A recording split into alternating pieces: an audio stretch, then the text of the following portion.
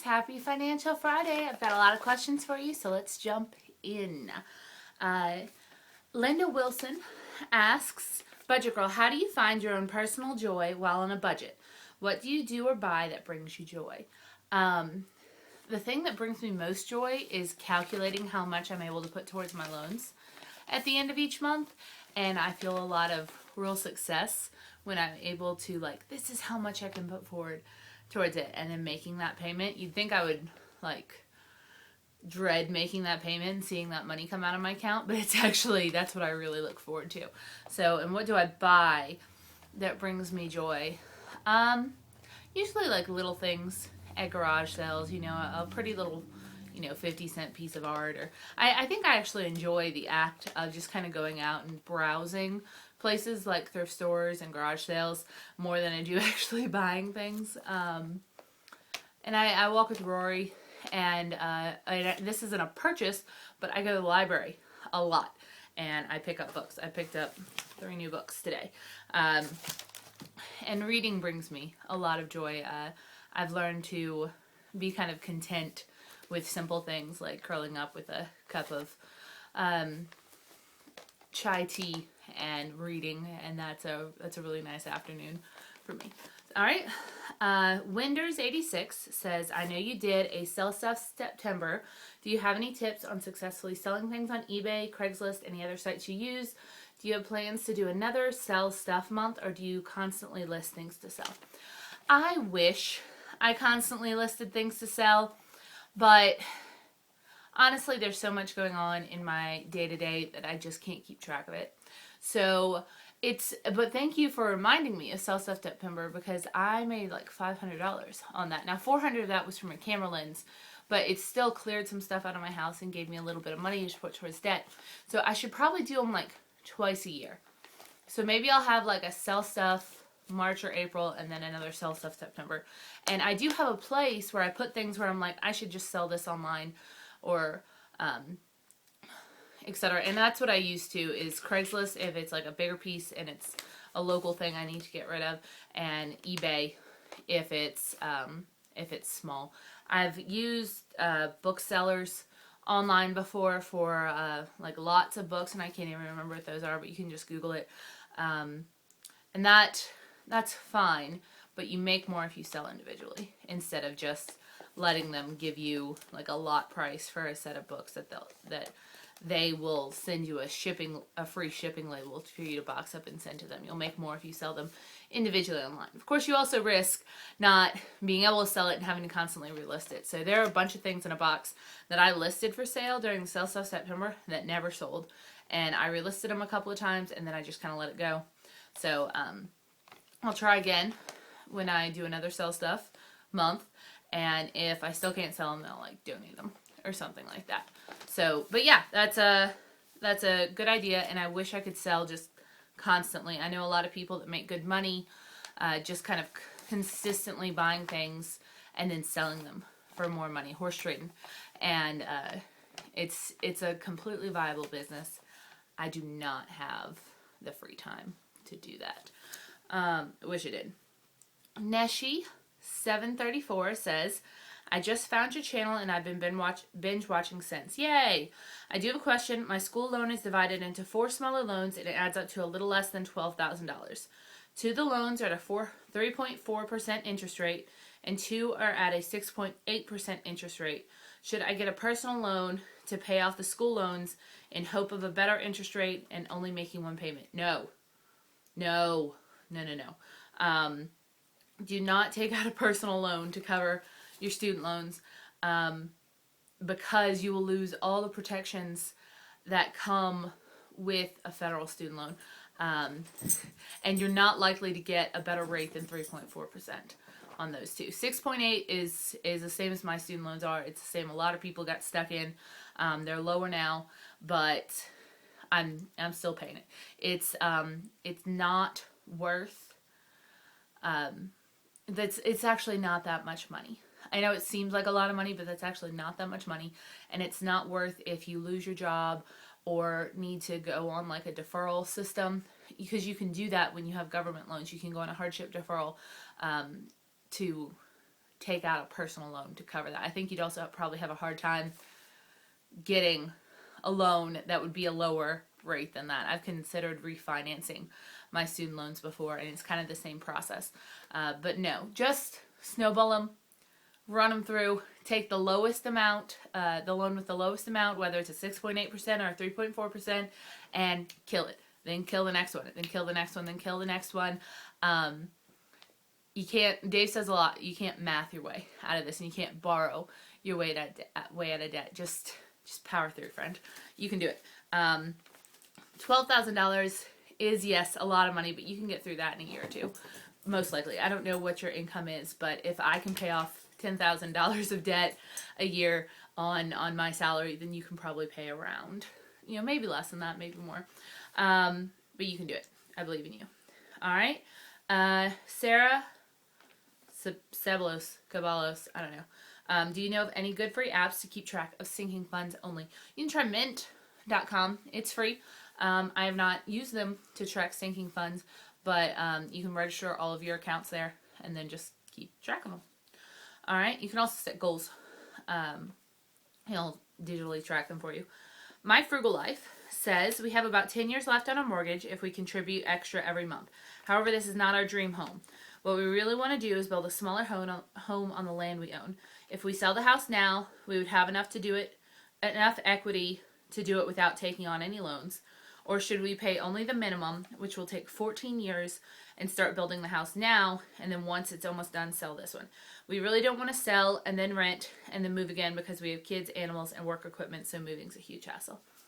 Yes, moving's a huge hassle, but staying in a place that you don't love for 14 years to avoid moving twice is probably less of a hassle. I mean, it's probably more of a hassle. Wouldn't you agree? I mean, if you don't love the home you're in now and you can sell it, you'd have to rent a little bit while you build. I think I'd probably be worth 14 years of your life. Don't you think? That's just what I would do. I read this question through many, many times thinking about it, and I would rather move twice, have to go rent while I was building and then move back and just be in a place I own rather than sit for 15 years in a place I didn't love, so I could kind of do it all in one fell swoop after. And you'd have to move anyway when you sold the house, so you're really only moving one more time than you would have the other way, because you'd have to move from the house you're selling into the new house, and if you did it the other way, you'd have to move to rent somewhere and then move into your new house. So I would go ahead and sell it, build the home you want with cash. I think that's a wonderful thing to go for. So good luck. All right. Mari Garcia says, hey, Budget Girl, once you are done paying off your debt and have already saved your emergency fund, what are your plans? Do you plan to save and invest early for retirement, like Mr. Money Mustache, or do you plan to work until you're 62? I'm just wondering what you think on that subject. I have to tell you the truth, I haven't really thought that far ahead. I do not know in what state or place I'll be settling down in forever. So I probably won't be I probably won't buy a house or anything like that. I've considered building a little tiny house, or, I'll probably rent for a long time, but that would seem like fun. I don't know. I also can't this is the type of person I am. I always have to have some sort of project going on. So even if I'm not working full time into retirement, I will probably always have something going on. I just can't really keep my hands out of multiple pots. So activity wise, I need to be working. I need to be, expressing myself in some way. I need to be volunteering and being active. So I am not sure yet. I think I'm going to wait to see what opportunities arise for me after I have options that money brings. All right. Let's see. Britt Johnson, how do you make that fabulous looking taco soup from my birthday video? It's a 6-can taco soup. I put sausage in it, chicken broth, and then cans of corn and beans that I had in the cupboard. Taco seasoning. Just Google 6-can taco soup. It's probably not far off from that at all. All right. Bella Femme says, I was wondering if you had a deep freezer. You really scored with that chicken. What a bargain. I was cracking up when you said I bought 3. Haha, my dog would have had a party. I love chicken.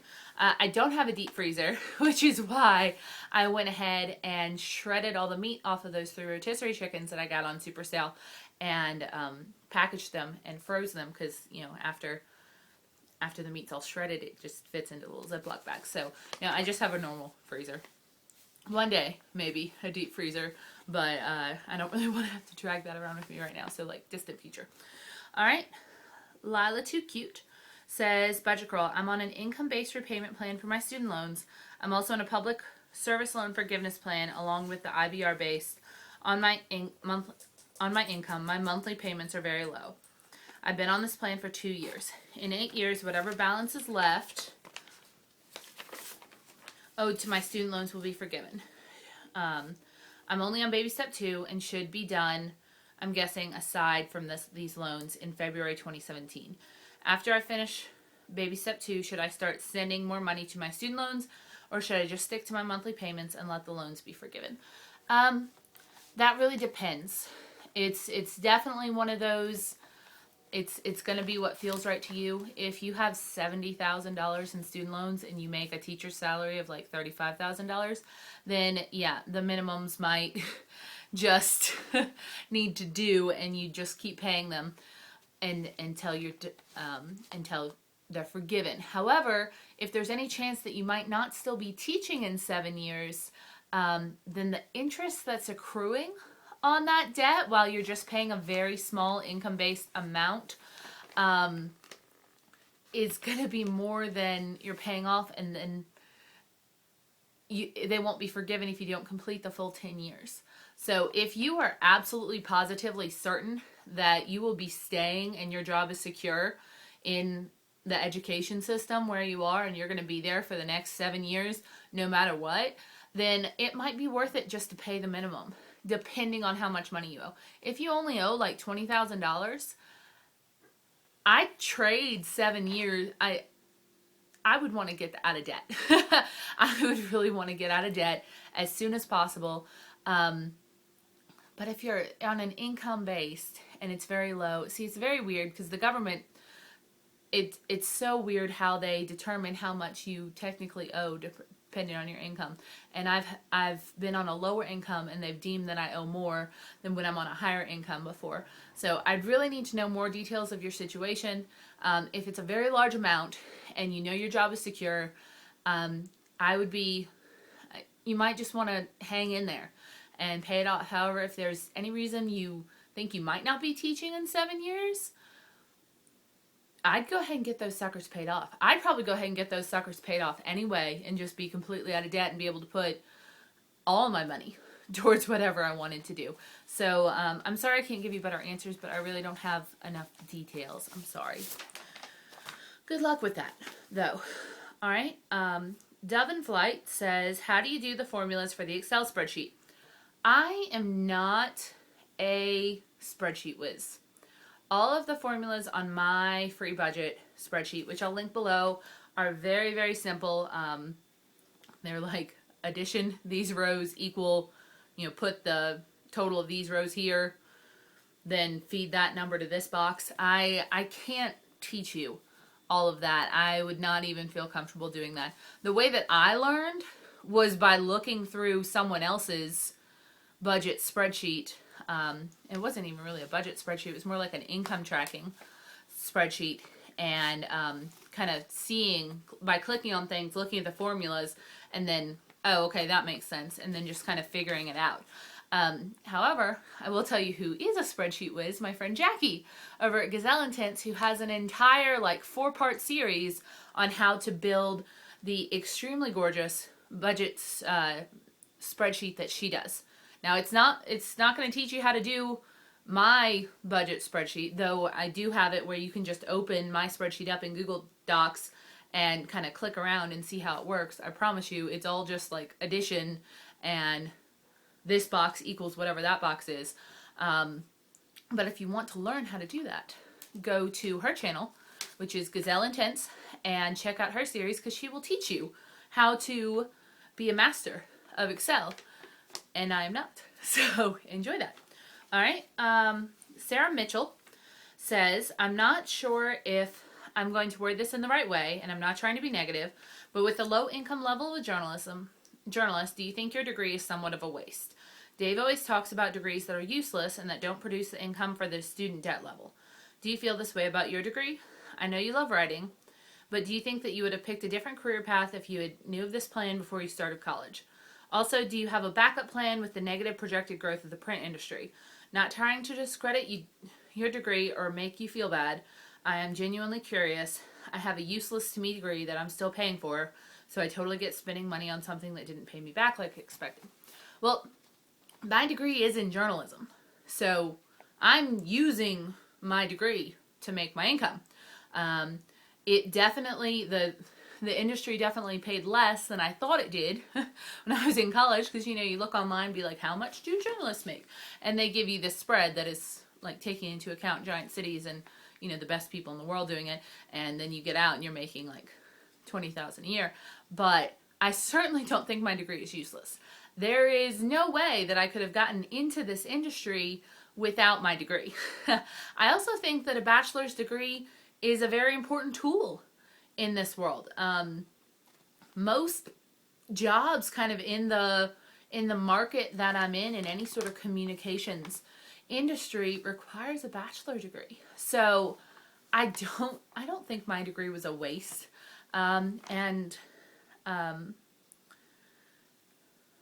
Do I think I would have picked a different career path? Possibly. But here's the thing. I didn't go to college wanting to be a journalist. I went to college kind of not knowing what I wanted to do. I knew that I loved reading, and that I knew I was very good at English and grammar. I actually figured I would go into book publishing, which actually would have been a terrible idea, because anytime someone makes me read something, I hate it, and I won't do it, and I rebel. I only like to read for pleasure, books at least. But when I got into college, you know, I was just kind of recruited to the newspaper, and I figured out that I was pretty good at it, and that I liked it. And this avenue of work never would have been open to me had I not gone to college. Do I have a backup plan with the negative growth of the newspaper industry? And a backup plan. A lot of journalists have moved on to other communication fields, like public relations. They do communications work for big companies. Being able to write well is not a useless skill. And while it comes fairly easily to me, I've also learned, just with people that I've dealt with, that it does not come easily to everyone. Not everyone can take some information and build it into something that makes it easy for others to take in. And so I don't think, even if I'm not in newspapers forever, that I'm necessarily going to be out of work. I don't think it's a useless skill, is what I'm saying. I don't think that the skill set that I've accumulated is in any way useless. It's not as well paying, no, as I originally thought. But I also don't think you should just go to college for something that makes a lot of money. Because while sometimes I'm miserable at my job, I would certainly be more miserable had I decided to become a doctor, just because they make a lot of money. You understand? So I'm very sorry that you are doing something that you can, or paying for a degree that you consider useless. I would ask you to maybe consider, if it's not exactly what you wanted to do, consider something in the field. Because, I mean, I'm not closing off any of my options. I'll probably not work for newspapers for the rest of my life. It would be fairly easy for me to get into online work or public relation work or communications work for different companies, because I have the skill set. So I don't know. I think I have a lot of options out there. A lot of people consider, when journalists move over to public relations, that it's like selling out, because, you know, a coworker of mine took a job at the local college where she has to do about a third of the work that she did at the paper, and she gets paid 3 times as much as she did, and she gets all these holidays and time off and all these great benefits. And yeah, because colleges and big companies know that they need people that can do what I do. And there's not as much like fight the patriarchy or fight injustice that is the same as when you're a journalist necessarily. But there are good jobs out there in fields similar to mine that I feel like might happen eventually for me. And yes, they would pay more. And if I got out of journalism now and went into one of them, I'd probably get out of debt a lot sooner. But for now, I am enjoying what I'm doing. For the most part, I don't think anyone loves 100% of their job, but I don't think I'd necessarily change my entire life plan just because I'm not getting paid quite as much as I thought I would. So hopefully that answers your question. Anita Roberts asks, I wonder if FPU ever offers classes geared towards singles, and if so, if you would consider coordinating a class. Maybe not in Mena, but if you move to a larger area. Everything I've heard, it seems like it's a real mix in the class. I have taken a couple of FPU courses, though not one all the way through, for various issues. And there's only one FPU class. It's a set curriculum. It goes, it's like a college course. Think of it as like a set, well, it's more strict than a college course because there's a set curriculum you go through, and that's produced by Dave. So there isn't like a singles course and a marrieds course or an old people course and a young people course. I wish there was, because Dave spends about 5 minutes on singles. Which is very sad, but I realize that is not the majority of his audience. Most people get married and they rack up all this debt, and it just kind of amasses when people come together and they realize they're in over their heads. Most single people don't do this. They just kind of flail on their own, and I flailed on my own for a little while, but no, there isn't like a singles geared FPU, but if Dave ever decided to come up with one, I would so be all over that. I would help him develop that. That would be awesome. If he would let me. He has no idea who I am or my existence in any way, shape, or form. Samantha Hunt says, how do you budget for tax preparation costs each year? I was kind of hoping no one would ask me this. I cheat. Okay, here's the way. If someone asks me, because I recommend going to a CPA instead of doing your own taxes, just like Dave does, because I believe that professionals who work for a living, learning how to get people the best return possible can get you more money, and that's the way it's always been with my return, is that I'll even try to do it on TurboTax. I'll go to a CPA and I'll, sorry, I thought someone was at the door. And they'll get me back so much more money. In fact, my CPA this year got me out of the healthcare fee, which was awesome. That was like $900 I didn't have to pay. So the way, if anyone asked me how to do that, here's what I would say, and then I'll tell you the way I actually do it myself. If you asked me how should I budget for a CPA, I would tell you to call the CPA and have him or her estimate how much your tax preparation needs cost, and then sinking fund it based on how many months until you have to go and pay that. You could even do that on a yearly basis. Say it's $150. You could, put away, just divide that by 12 and put away so much each month, and it would be there. Now, here's the way I do it. I keep a little bit of reserve money in my banking account. It's kind of a pad in case, because most of your bills come at the beginning of the month, and I don't get paid until the 15th. And so I kind of borrow a little bit of money from myself, not my emergency fund, but just from myself. And then I pay myself back when I get my tax return, which is usually about, 30 days later. So this year I'm getting back, I think it's just under $1,000. And so when I get that back, the first thing I'll do is take away $150 and put it back in my account. And then I'll take the rest of the money and do what I'm planning on doing with it. So you can do it either way. I've always just cheated and borrowed the money from myself and then taken it out of my tax return and just pretended like I got a little bit less in order to pay for the tax prep fee. And if you're itemizing, then you can then take that off of next year's taxes. I didn't have to itemize this year though, so I don't get that deduction. I've never had to itemize. It's a below the line deduction, unfortunately. So yeah, there you go. I'm very bad. All right. Helen says, "Hi, thanks for making this channel. I have a question. How big should a medical fund be for a 30-something, and how big should of a fund for a cat who's 11 years old?"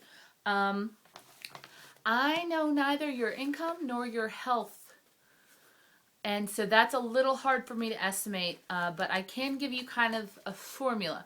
At this point in time, take what you are currently spending on healthcare, not insurance, but like every month, say you have prescriptions or anything that you need every month for healthcare, and then add 2 copays, whatever your copay is for going to the doctor, and then add about $200.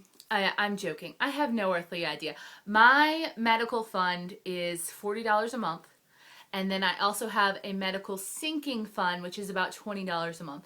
And what I do is that sinking fund just goes, and well, anything I don't need, the actual monthly medical fund for the $40, and then also the sinking fund goes into an account, and then I just pull things out of it when I need it. So I go ahead and pay like monthly prescription costs out of the line budget, the $40, and then anything that's left, if I have to go to the doctor, it's $35. This month I had to go to the doctor. I had a bad sinus infection. I had to get some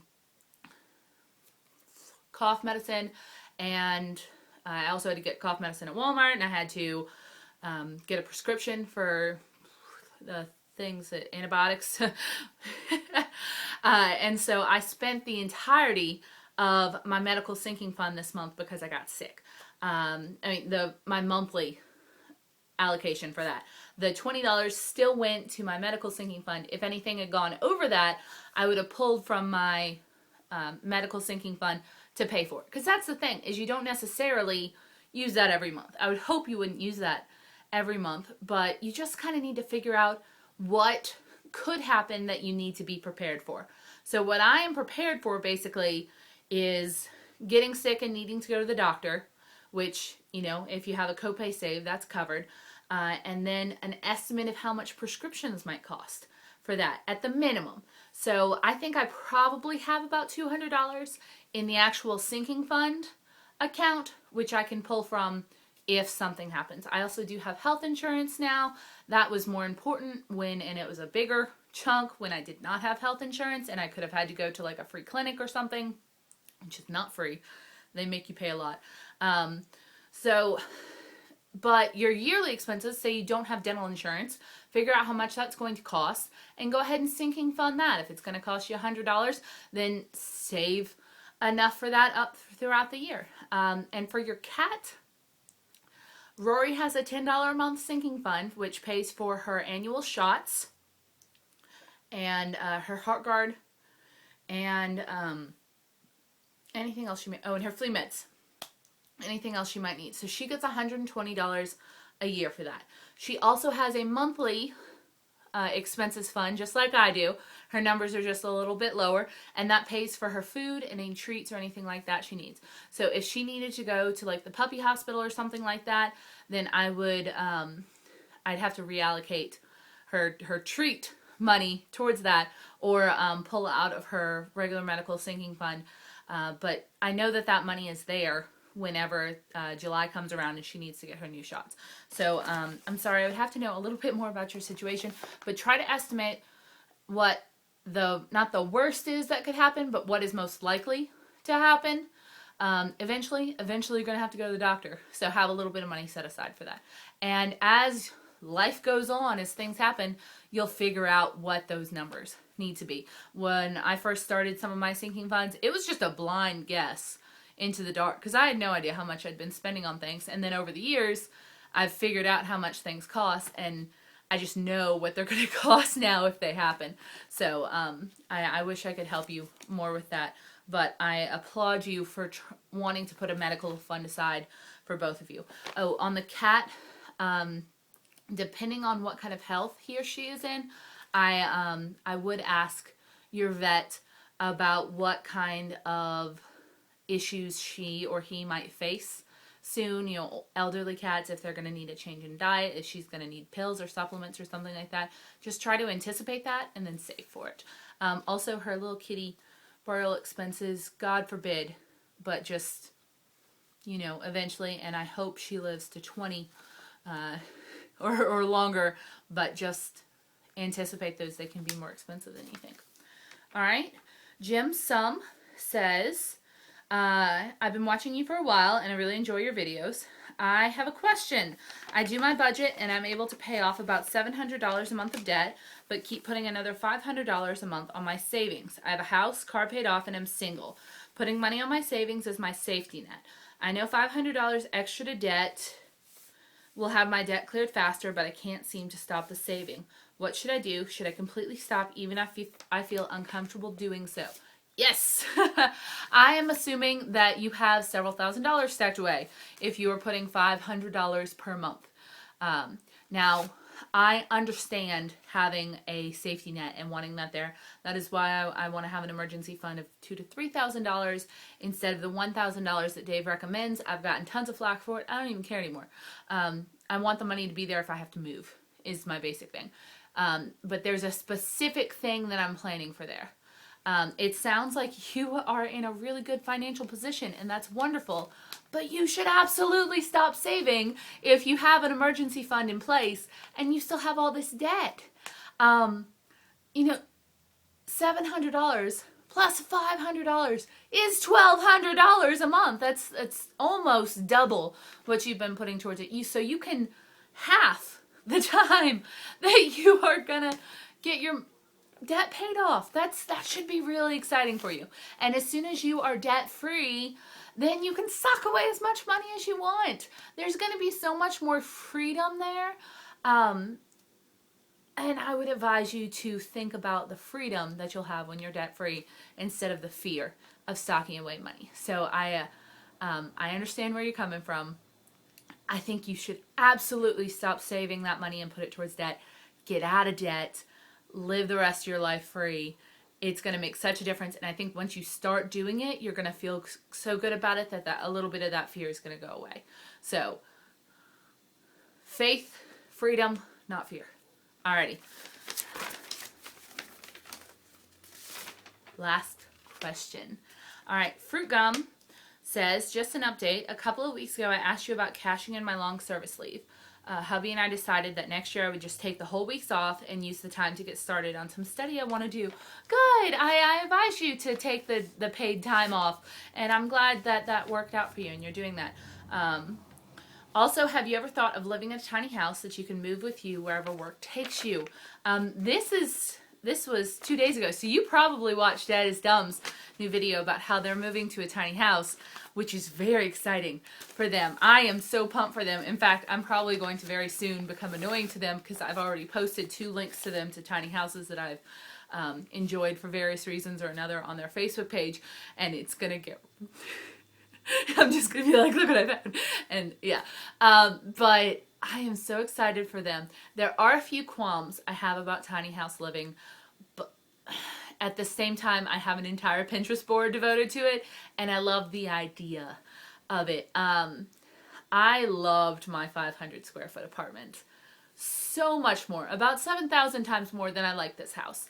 And this house is fine, but it's more space than I need. I really enjoyed the efficiency of living in 500 square feet, and I think I could probably live in a little bit less.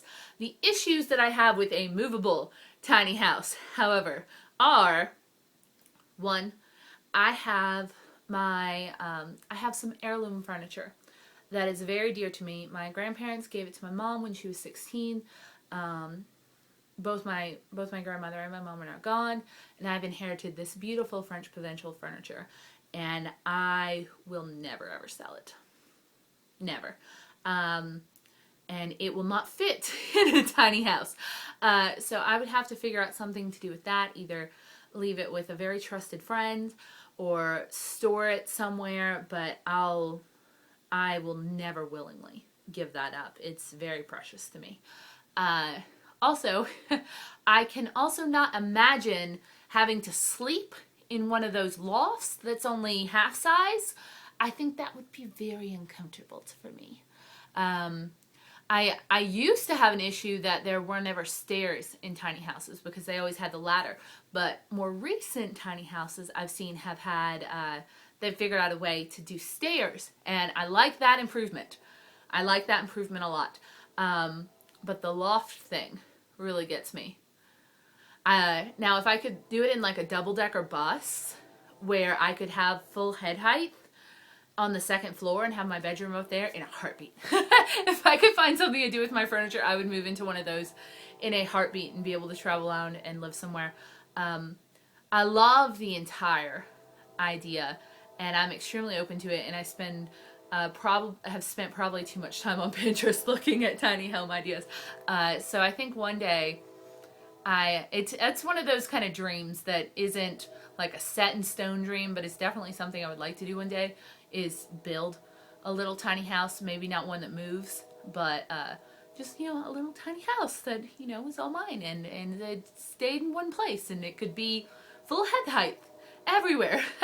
Now, it would probably not be like 230 square feet like most of these traveling homes are, but I would really love to live in something like that. Now, the idea of being able to move a home with me as I move is also very, very appealing, but I do not think I could give up being able to sit up in bed or stand when I put my clothes on in my room. So, but I'm very excited to watch Dennis Dumb's journey to do that. I probably watched we're moving to our teeny tiny update 3 times, which makes me sound super stalkery, but I was like looking at the plans, and I am so happy for them, and I can't wait to see what they do with that, and I can't wait to see what else happens with this tiny house movement. And I hope that laws are able to be enacted to encourage this and to let it keep growing. So I'm fascinated by it, and I love it. And if you follow me on Facebook or Pinterest, or even Instagram, sometimes I Instagram pictures of tiny houses. Feel free to see me links, and we can just ogle them together. So, all right, long Budget Girl video today, but I got through all the questions. Last week's leftovers and this week's, except for 1 or 2 that just involved like food and my weekend routines, which I can address elsewhere. There was more important stuff this time. So I hope all of you are having wonderful weeks. Please deposit your questions below into the box right there. And I hope you all have a wonderful weekend. Disagree with me in the comments below. Bye.